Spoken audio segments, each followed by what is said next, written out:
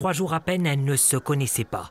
Et pourtant, sur ce terrain de football, un air de camaraderie et de bonne humeur. De jeunes filles âgées entre 10 et 17 ans participent à ce stage entièrement gratuit et 100% féminin. Là les filles, ce qu'on va faire, c'est qu'on va faire la même chose, sauf que maintenant, au lieu de passer directement devant, on va faire des slaloms. Ici, pas question de performance, pas de sélection, mais un objectif, celui de favoriser leur inclusion.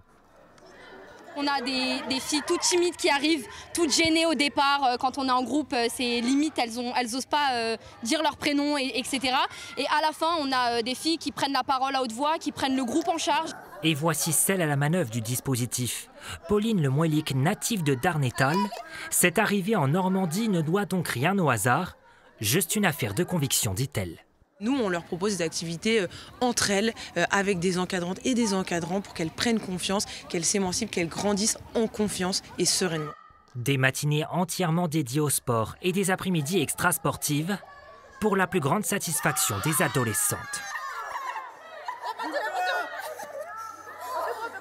Franchement, c'est mon premier stage et ça se passe plutôt bien, j'apprécie. Parce que je pensais pas que ça allait être autant amusant, je pensais que ça allait être plus des exercices, tout ça. Au final, je m'amuse. Ça s'est passé très bien, franchement, c'était trop cool. J'ai bien aimé. En vrai, c'est un plus parce que déjà, j'apprends à connaître d'autres filles.